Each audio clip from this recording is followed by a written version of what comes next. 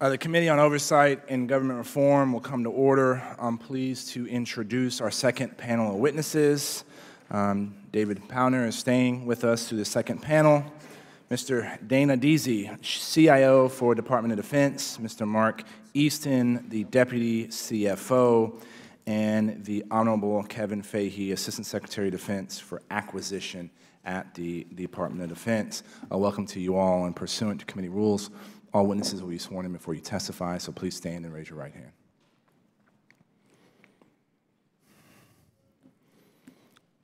Do you solemnly swear or affirm the testimony you're about to give is the truth, the whole truth, and nothing but the truth, so help you God? Thank you. Please let the record reflect that the witnesses answered in the affirmative. And in order to allow time for discussion, please limit your testimony to 5 minutes. The reminder, the clock in front of you will start blinking yellow when you have 30 seconds left, and red, that means your time is up. Also, please remember to press the button when we start.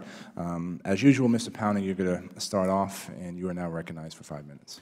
Thank you, Mr. Chairman. DoD's IT spending is complicated because of national security and classified systems. If you add these two areas together and what they report on the IT dashboard, we believe their spending is in the $45 billion range. Regarding FITARA, I'd like to make a few remarks about its applicability to DoD because there are many claims that DoD is exempt. The facts are that of FITARA's 7 major sections, 2 fully apply to DoD, 1 doesn't, and the other 4 partially do. Key provisions that do apply to DoD are incremental development, dashboard reporting, portfolio reviews, and data center consolidation, all major areas on your scorecard. Despite their low grades across the board, there has been progress on data center consolidation. DoD has closed over 225 large centers and plans to close an additional 360. Regarding their smaller centers, they have closed over 725 and plan an additional 834. So collectively, DoD plans to close over 2,000 data centers. These closures have resulted in nearly $400 million in savings. The problem here is that these savings are way too low. We are issuing our latest data center report today, which highlights how agency savings fare against OMB's targets. OMB's targets for DoD on data center savings is $1.8 billion, and DoD is nowhere near these numbers. Based on our prior data center work, this $1.8 billion target from OMB is too low. When this whole initiative got started, DoD reported to GAO that their savings goal was $4.7 billion. Over the years, they have backed off of this, and we should be talking about DoD saving billions, not hundreds of millions of dollars on their data center efforts. On a related note, their plans to utilize the cloud to consolidate data centers and their application software has the potential for large efficiencies and great benefits to the warfighters as technologies like artificial intelligence and machine learning are better leveraged. I'd like to conclude by stating that DoD historically has done their own thing and has not always participated and reported fully regarding their priority IT initiatives led by OMB. Some of this is understandable for security reasons, like their public reporting on cybersecurity, which is blank on your scorecard, but not all of it. We would be in a better position as a nation if DoD led in the federal IT arena. Even the President's executive order last week gives DoD a pass, even though much of that order covers areas that DoD is required to follow under existing law. DoD has pockets of IT excellence, and their lead could greatly help civilian agencies in our overall efforts on cyber and IT management. Mr. Chairman, this concludes my comments. Thank you. And who's providing the opening remarks for Department of Defense? I am, sir. Mr. Deasy, you're now recognized for 5 minutes. Thank you. Good morning, Chairman, ranking members, and distinguished members of both subcommittees. Thank you for this opportunity to testify before the committees today on the Department's implementation of the Federal Information Technology and Acquisition Reform Act and Modernizing Government Technology Act. I'm Dana Deasy, Day 13, Department of Defense Chief Information Officer. I'm the Principal Advisor to the Secretary of Defense for Information Management, IT, Cybersecurity, Communications, Position, Navigation and Timing, Spectrum Management, Senior Leadership, and Nuclear Command Control and Communication Matters. These latter responsibilities are unique to the DoD, and my imperative as the CIO is to ensure the department has the information and communication technologies capabilities needed to support the broad set of department missions. I understand that twice yearly, FITARA scoring helps assure greater visibility and management of government IT resources and improve IT cost, schedule, performance, and security. What I'd like to do today is to address the scorecard, starting with incremental development. DoD applies incremental development in the delivery of over 50% of its capabilities, particularly where development efforts are software intensive. The department applies a 12 to 18-month incremental delivery process and continues to improve its approach to software development and move towards the 6-month delivery capability. I intend to continue the department to more agile IT development and accelerate the delivery of incremental, usable, capable to the warfighter. Next, I'd like to talk about enhanced transparency. We take managing investment, program management, and operational risk very serious at the DoD. 68% of the DoD's major IT investment dollars are in programs that we would call the sustainment phase. It is our view there is inherently lower risk associated with these investments. National security systems make up 59% of the 100 investments reported to OMB, including any major IT investment over $50 million in a budget or $200 million in the FIDEP. Ratings for systems designated as national security systems are not made visible to the public, though the risk ratings we report semi-annually to OMB and GAO and include all national security system IT investments. Turning now to portfolio review. DoD IT reform initiatives are focused on consolidating, modernizing, and reducing IT costs across the department. While the department has been slow to achieve savings in the past, our current savings projections for fiscal year 18 through 23 is approximately $3.2 billion. Although FITARA only requires DoD to report on business system savings, our reporting will cover and continue to cover all IT savings. Now let me cover the data center optimization. Over the last 8 years, DoD has closed over 1,000 individual data centers but has been slow to achieve its savings goals. The delivery of new cloud capability promises to provide commercial solutions that will accelerate data center closures, achieve cost efficiencies, and improve return on investment. Our fourth estate organization has been directed to migrate systems to MilCloud 2.0, which will provide immediate savings and close their data centers in fiscal 18 and 19. In addition, we expect the military departments to also ramp up migrations and closures now that efficient capabilities are readily available. Finally, software licensing. Currently, DoD has good visibility into software purchasing. Enterprise licensing agreements are in place with our 5 largest software vendors and account for over 80% of DoD's commercial software spend. DoD's score is driven by the absence of a baseline inventory of installed software. Completion of the DoD comprehensive software inventory is on schedule for December of 2018, in line with DoD reporting plans submitted to Congress in 2016. In closing, as I move forward in this position, I look forward to working with Congress in these critical areas. Thank you for the opportunity to testify today, and I look forward to your questions.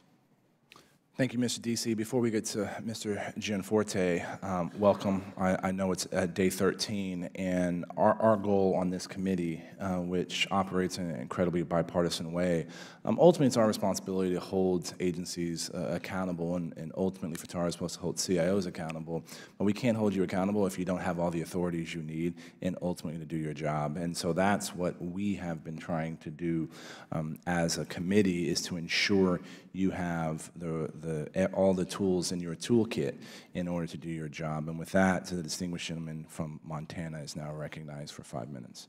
Yeah, thank you, Mr. Chairman and ranking members. So thank you for being here. This is an important topic, and I appreciate your participating today. I spent 30 years in the private sector building IT systems, many of them for DoD agencies, for Air Force and Army, fact, we operated one of the first commercial cloud operations in a DISA data center operated by a third party. So we have some experience here. And under FITARA, agency CIOs must certify that the cost, schedule, and performance of the data they provide to OMB's IT dashboard. This is a public, as you're well aware, a public dashboard that's reported quarterly. They must also report the riskiness of major IT investments. However, agencies tend to underreport, and we've seen this as we've gone through our sessions. According to GAO, nearly 2/3 of the investments that GAO identified were underreported on this dashboard.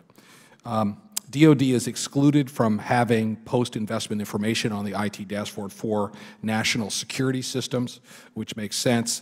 However, recently DoD reclassified about $15 billion of projects to that category in 2016, allowing the agency to avoid publicly reporting this data. So I have a few questions in this area. I want to start with Mr. Powner.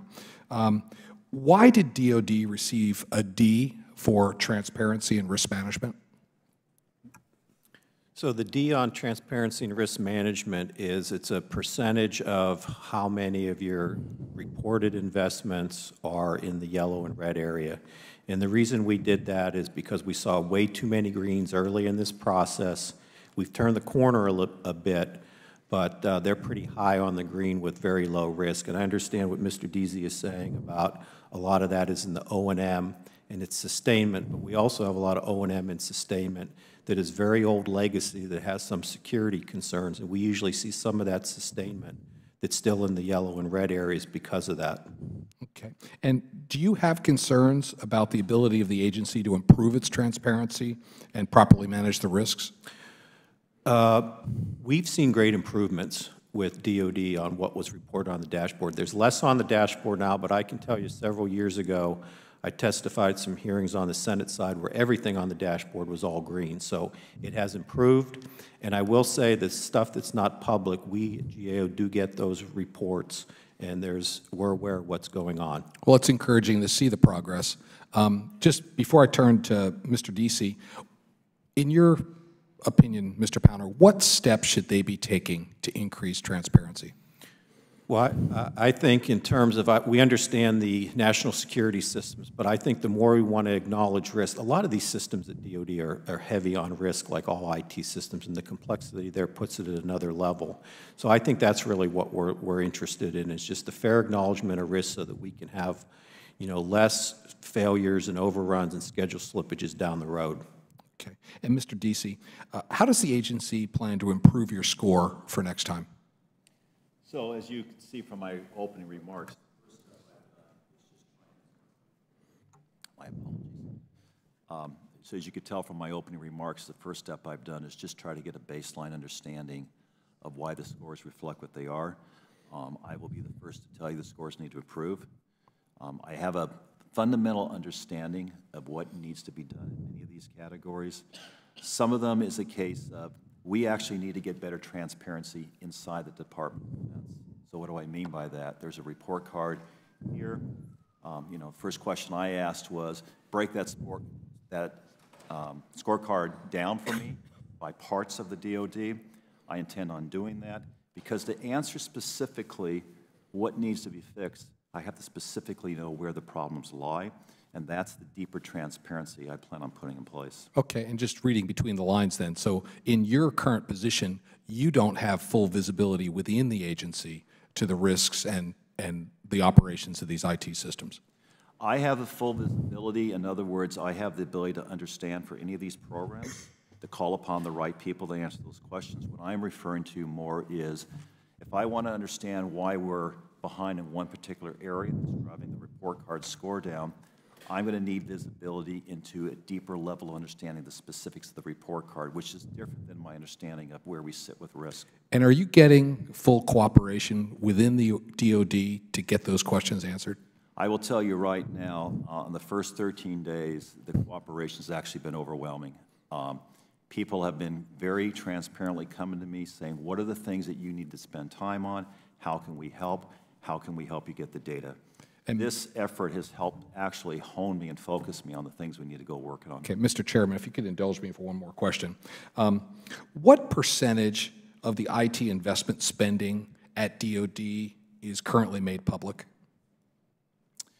Actually, I'm going to have to take that question for the record. I can give you a high-level breakdown of the spend, but I'm not sure I have the question today. There is some concern that the NSS designation has been used to maybe include more than it should. So I would appreciate if you could get back to the committee with an answer to that question. Of the total spend, you said you're tracking it all. What percentage is made public versus that which falls under this other classification? So I appreciate that. With that, I yield back.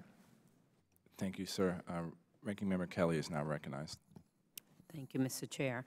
One of the key provisions of the Federal Information Technology Acquisition Reform Act concerns enhancing the authorities of CIOs to plan, budget, and manage information technology projects. When assessing agency implementation of FITARA, GAO examined how this enhanced authority would assist CIOs in certifying that major IT investments are, and I quote, adequately implementing incremental development. Mr. Powner, can you briefly explain what role does incremental development have in the success or failure of an IT project? Well, if you deliver in smaller chunks, you're usually more successful. We've looked a lot at successful IT acquisitions across the government. Going small is the way to go. I understand with DoD, OMB has a requirement that's 6 months. That's what they mean by incremental. DoD might be a little bit longer than that. I heard 12 to 18. We get that. What they report on the dashboard and what Mr. Deasy's saying about those, we got a disconnect on the data there. Your percentage is a lot higher, and we'll work through that, try to get to a better understanding. But right now, the OMB requirement on 6 months, we have a very low percentage of DoD projects that plan to do that. Thank you. And the data collected for the scorecard shows that in the area of incremental development, the department did receive an F, and you talked a little bit about incremental development, but can you talk again about what challenges you face in this category? And I know you're new, Mr. Deasy. So first of all, I'm an absolute advocate around agile development. It's proven time and time again in every place I've seen it develop from private industry to give you much better results, quality as well as the end deliverable actually meeting what the requirement is. It's still the early days for me to understand what is it that drives. I can tell you there will always be some programs that are not well suited for incremental development. The nature of the mission, the nature of the risk that you're undertaking, you're actually going to want to use more traditional methodologies just because you're not going to want to introduce that sort of risk. With that said, I will tell you there will probably be many systems that we'll encounter where we can improve on incremental development. Okay, when you return, as I'm sure you will, we'll be interested in what concrete steps you're taking in this arena. And then, Mr. Easton, as the Deputy Finance Officer, what support has your office been providing to Mr. Deasy to improve the way the department plans, manages, and develops its IT projects, or the person before him? Thank you very much for the question. We have a sound partnership. We're both, I would characterize our relationship as both unique and effective.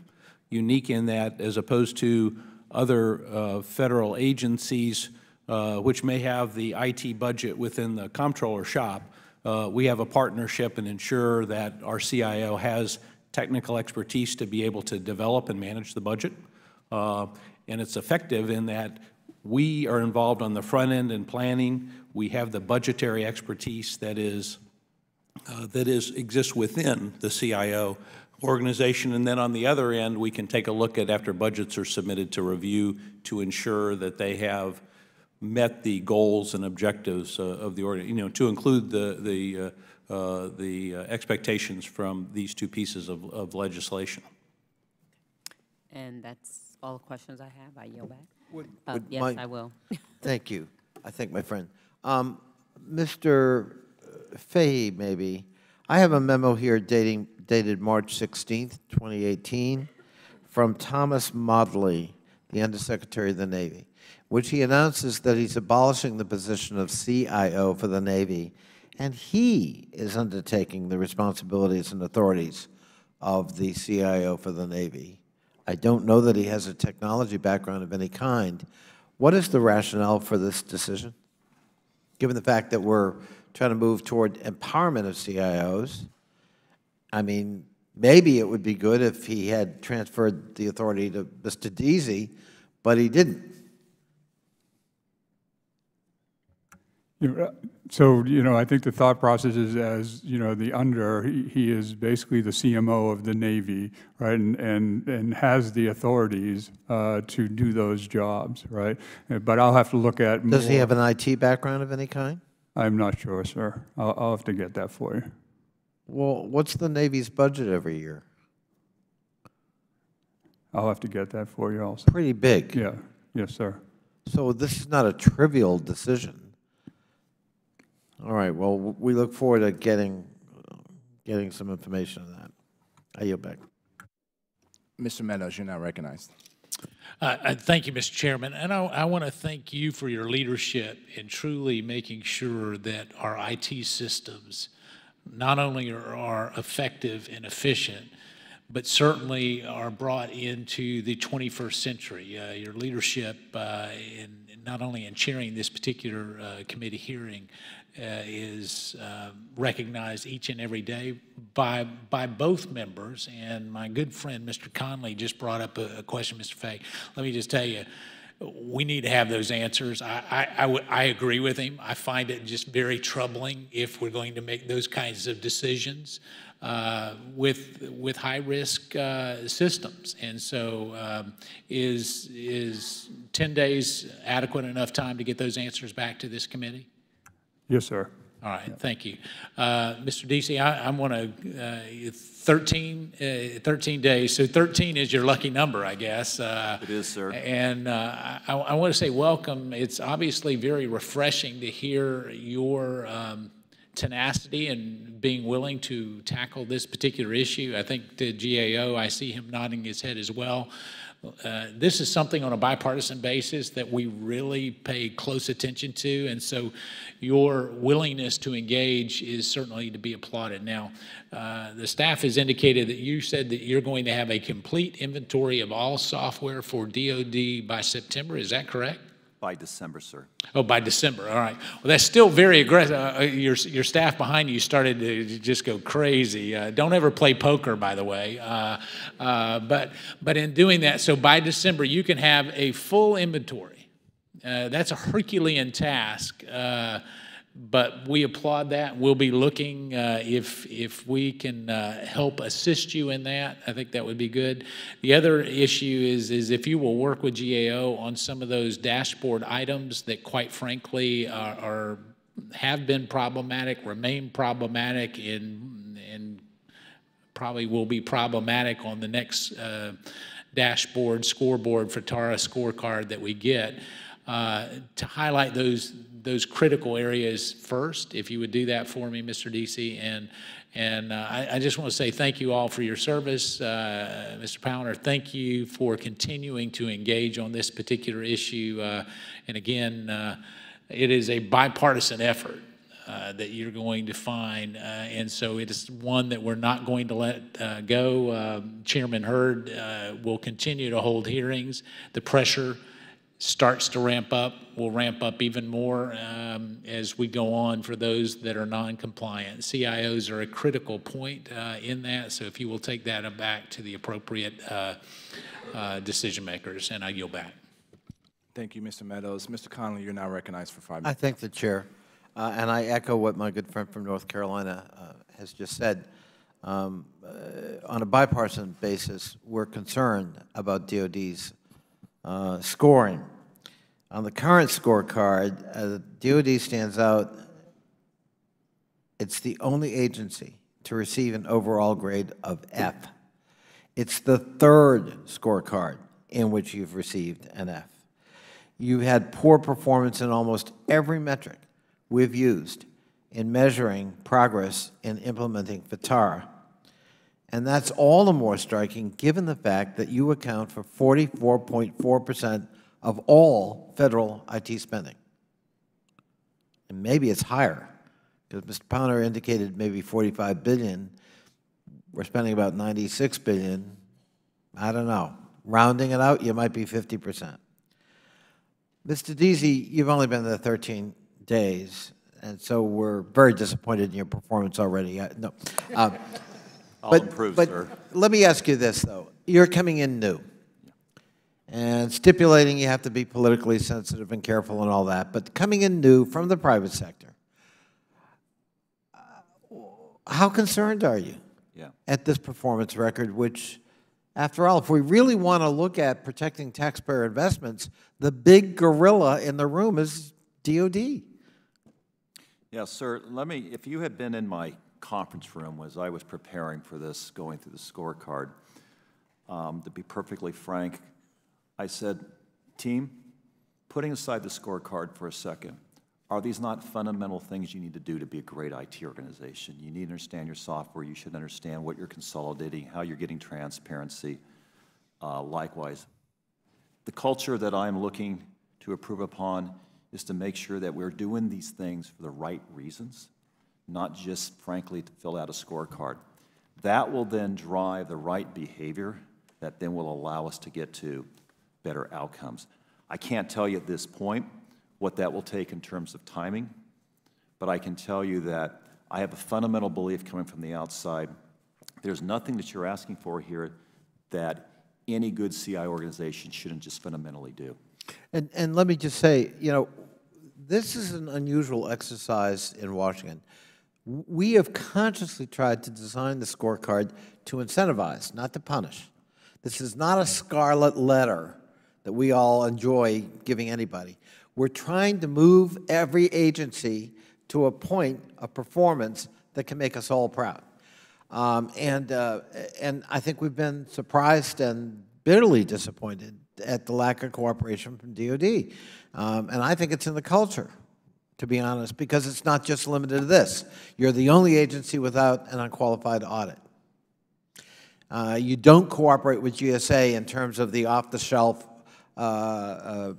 procurement policy. You got your own. And you're where the big bucks are.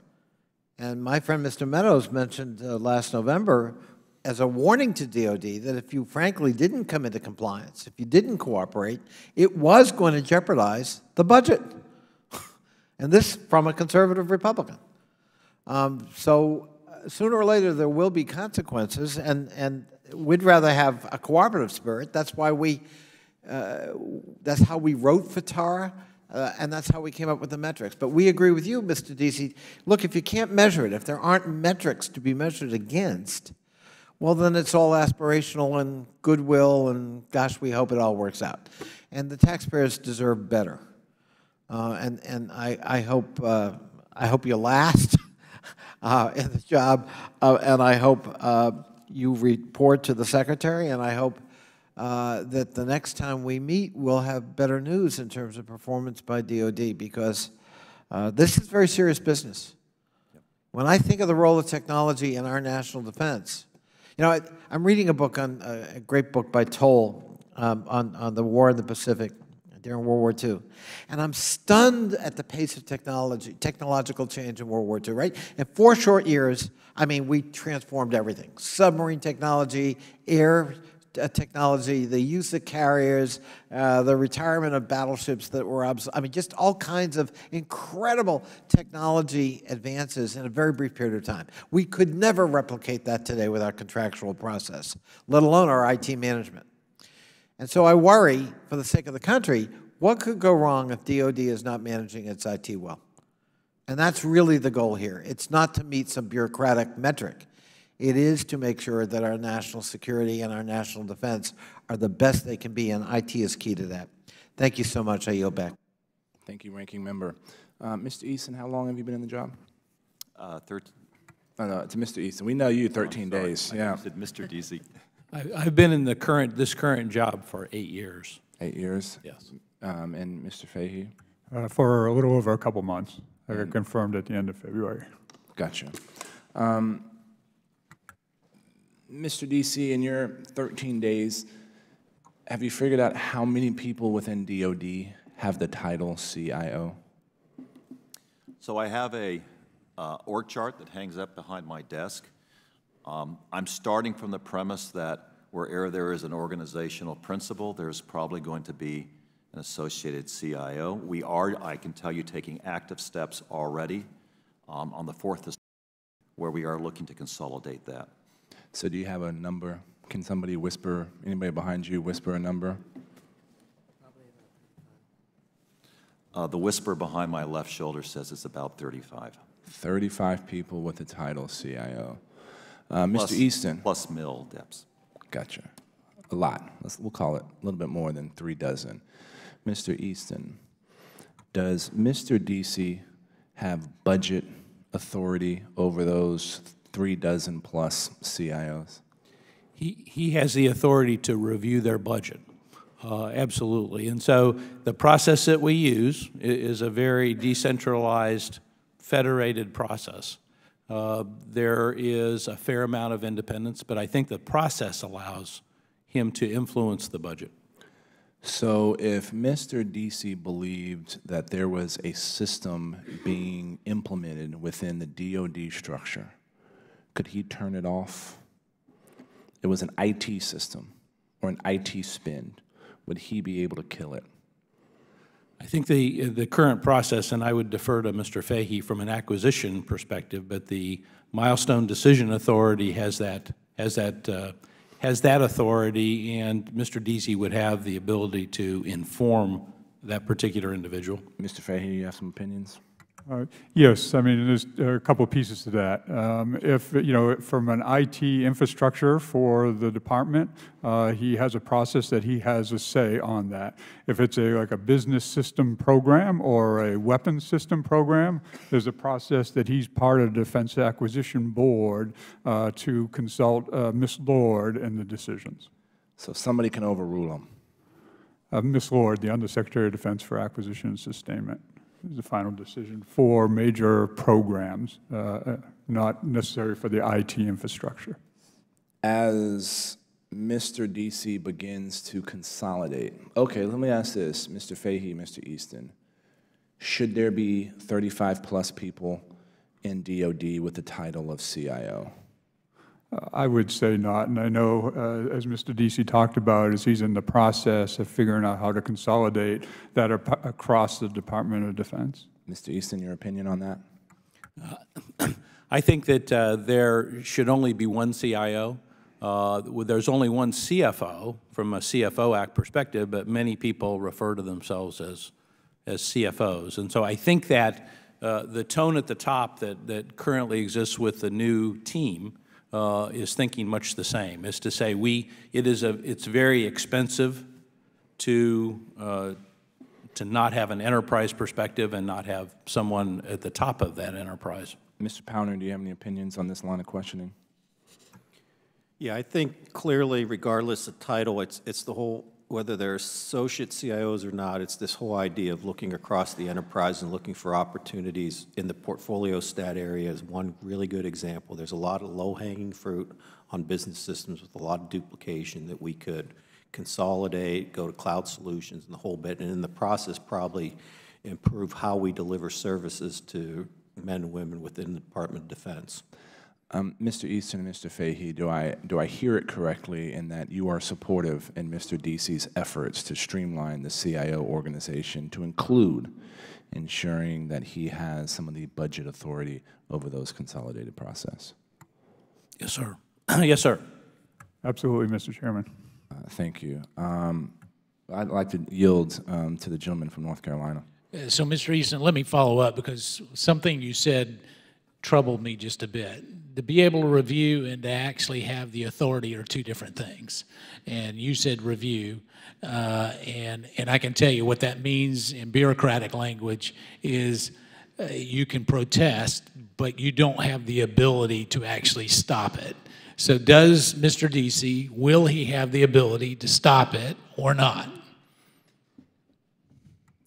Historically, I think that has not always been the case. I think with the current management team, Mr. Deasy's authorities that are empowered by the deputy and the secretary can change that. All right, so let me follow up if the chairman will indulge me. Here's what we do need. we need a directive policy, I guess it would be a guideline from the appropriate heads to give Mr. Deasy this authority. That's what we've been asking for. That's what CIOs need. And quite frankly, especially in DOD, I have been just unbelievably concerned that we have people who do procurement, we have people who do RFPs, we have people who actually implement, and they don't really all talk. In fact, you have silos that almost prohibit them from talking. And what I think the chairman was getting at, we want to make sure that Mr. Deasy, under this new regime, has the ability to make the best IT decisions. And so I need either a plan on how you're going to do that or a response back to this committee on why you can't. Is that fair enough, Mr. Easton? Absolutely understood. All right, thank you. And just to add on what my friend from North Carolina has said, the reason we have problems when it comes to IT is the people making the IT purchasing decisions are not the same people using the IT goods or service. And when we streamline that process, we see effective outcomes. Mr. Easton, I think this next question is probably best for you. Are you familiar with the FY 2019 analytical perspective from the Office of Management and Budget? I'm not sure that I am, sir. Okay, well, the Office of Management and Budget a couple of months ago submitted their analytical perspective on the American budget, on the budget for the federal government. In that, I was surprised because most of us generally talk about how the federal government spends $90 billion, that's with the B, dollars on purchasing IT goods and services. And in the FY 2019 analytical perspectives from OMB, the analysis excluded the Department of Defense spending, which was the first year that this was included. So they basically said that the government was spending like $45 billion on purchasing IT goods and services. Were you aware of this change? Do you know why we are not publicizing or talking about the aggregate number that Department of Defense spends on purchasing IT goods and services? I am not, but I will get back to you. That would be very helpful because, again, I recognize y'all allow our men and women to keep us safe, and the processes that y'all manage allow them to do that efficiently. And so I appreciate that. And in the past, we've been able to talk about this number in aggregate. So I do not know why there was a change for FY19. I think it's important in order to keep consistency on that. Mr. Deasy, I'll be surprised if you know the answer to these next two questions, but I'm going to ask anyways. And if you don't, I would welcome feedback in a few weeks. How many lines of code? Well, let me ask this: what type of legacy code is being used in DoD? Sir, I couldn't give you a detailed breakdown of the types of technology or base code that is used. I will tell you that a private industry perspective on lines of code is an interesting measurement, but may not always be the right measurement. Now, what do I mean by that? What we're trying to achieve at the end of the day is fewer systems, more consolidation, taking risk, having more security, and obviously that all drives to lower cost. I've seen many instances over the years, sir, where people get overly fixated on lines of code, and what you end up doing is you end up driving a behavior where you go after the systems that have the most code, but they may be ones that, frankly, aren't the most imperative, aren't going to reduce the risk, and aren't going to make you safer and more secure. So one of the things that I am going to be looking at is how do we think about the right sort of measurements that get us to consolidate the right things first, as opposed to focusing on just lines of code. Look, I couldn't agree with you more, but I also think it's some of these legacy codes that is preventing us from transitioning into the cloud. It's preventing us to move to systems with more modern language that allows that facilitation to the cloud. And so the question is asked in that, what are we doing? And so that analysis is helpful, and when you do that analysis, would be very interested in seeing that. Now, I'd like to recognize Mr. Gianforte for another round of questions. Thank you, Mr. Chairman. I want to back up and say, welcome, Mr. Deasy. It's really great to have you here, 13 days in.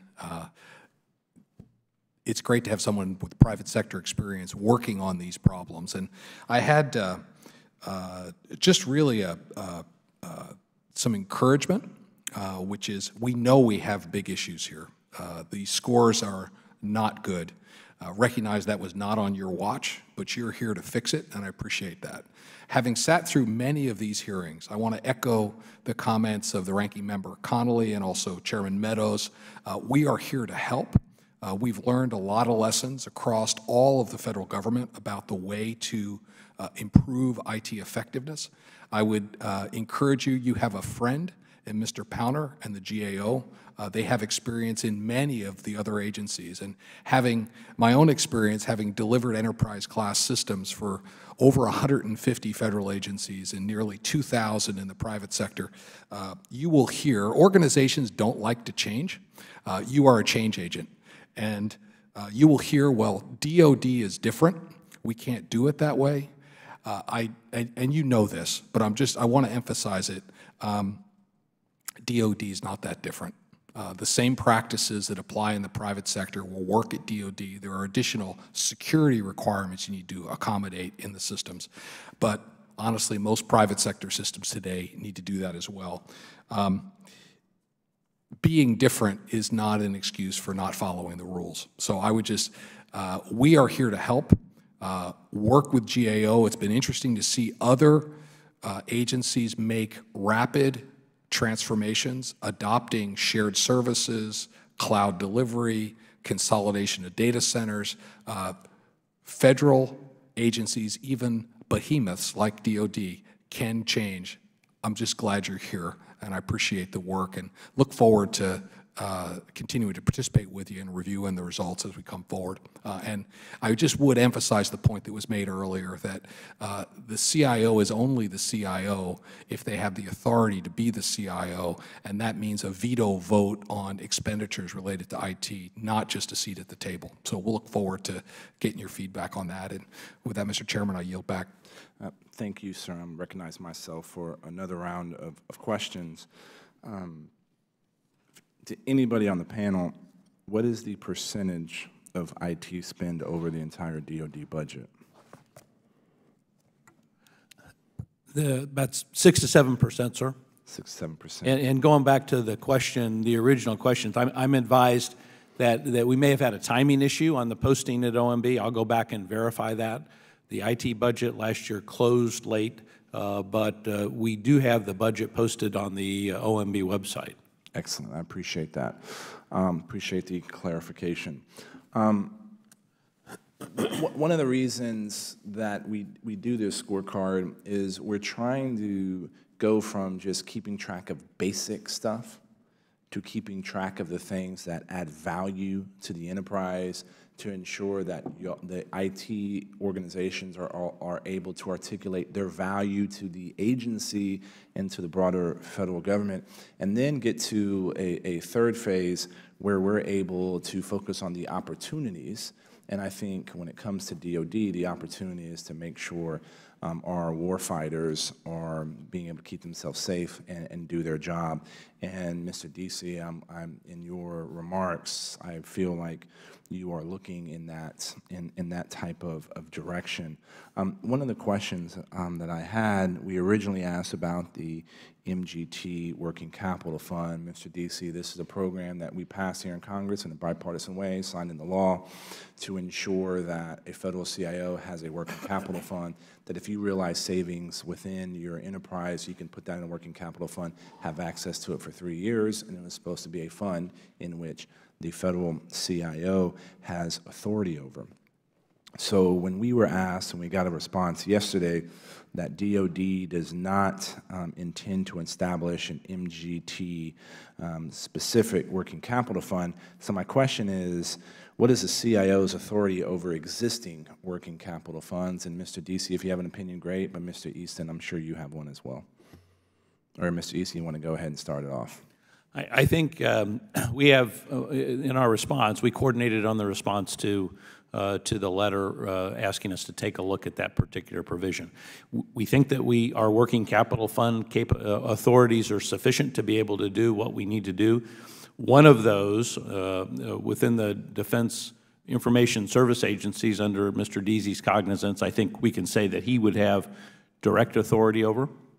We clearly get your point relative to the importance of the authorities to be able to link the budget and the decision-making authority together.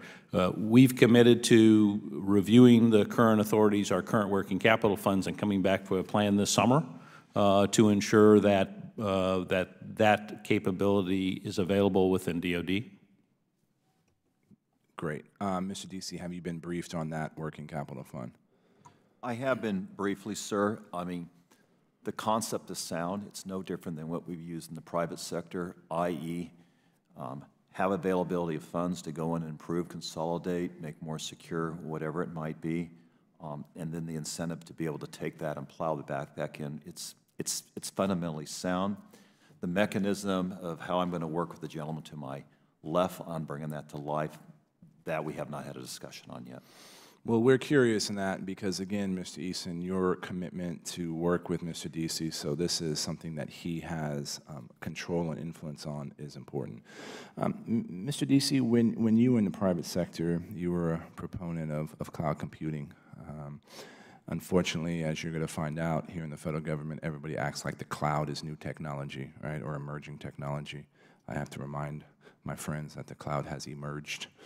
And how are you approaching DOD's move into the cloud? I know it's a broad question. Yeah, so I'll keep my comments limited to how we've done this in the private sector. One of the reasons I'm going to do that today, sir, with all due respect, is I'm still going through my OGE 278 financial disclosures. There's some part of the cloud I have not been read into as far as the DOD. I think one of the things, to your point, the cloud is not new. It's been around for a while. We have to be in the right conversation here. Fundamentally, you can look at the cloud as a place where you just lift and shift what you have today, you put it over here, and you suddenly are going to reap savings. You will, but only to a certain extent. The real value of cloud is where you take the time to re-engineer, rewrite your applications to take advantage of some of the inherent characteristics you get in cloud that you do not get in some of your fundamental legacy environments. So part of what I'm looking to do early on is to make sure that when we're having a cloud conversation, we're having the right conversations about what it is we're trying to achieve here. Some will be around cost savings. Some are going to be about improving the way that we can help the fighter. And some is going to be about ways that we can help improve stability, sustainability of these systems, and the security of these systems. What is your opinion on a multi-cloud environment? It is my belief that in a cloud world, there is no such thing as one solution that's going to solve for all. You're going to always have a need when you build anything where you're going to have specific requirements that are going to be best served by unique providers. That is no different than has always been the case with technology. Good copy on that. Does DOD have an internal cybersecurity scorecard or a program that y'all look at internally on how you're doing? Have you been briefed on that yet? Sir, it's my understanding that most recently there has been an effort underway. I think it actually came out as a result of the my apologies, the OPM breach, where the agency went in, asked everybody to take their highest risk, you know, the classic indication of likelihood of risk and impact of risk. We have identified, I'm told, the most significant areas of where risk lies, and there is a deeper scorecard that sits under that that starts to articulate what is it going to do to actually take your inherent risk and move that down to a more managed risk. Great. And does your agency's IG complete a yearly audit of the department's cybersecurity posture? Sir, I don't know. Can't take that question. I would welcome to take that question. And my last question is actually for you, Mr. Fahey. It's around the cloud as well. Can you explain the acquisition side of the Jedi program? And I'm not talking about Luke Skywalker.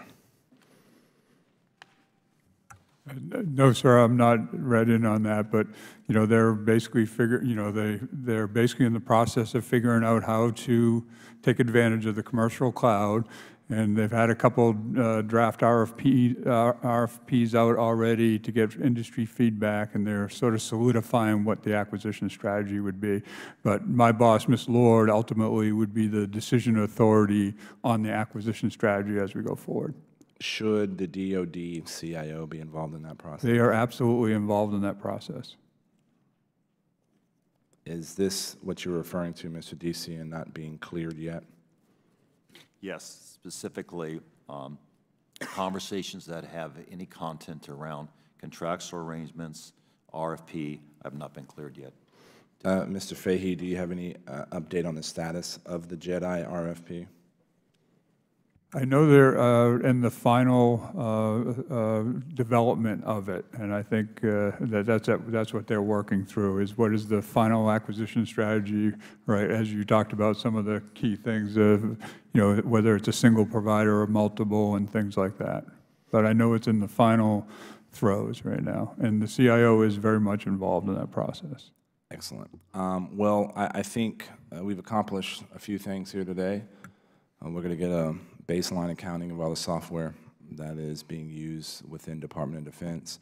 Mr. Deasy is going to get briefed on what kind of working capital funds he has access to, and he's going to get help in ensuring that as we streamline the CIO reporting authorities, the individuals that have the title of CIOs, that he's going to improve his access to the budgetary authority there. Mr. Pounder, any parting comments?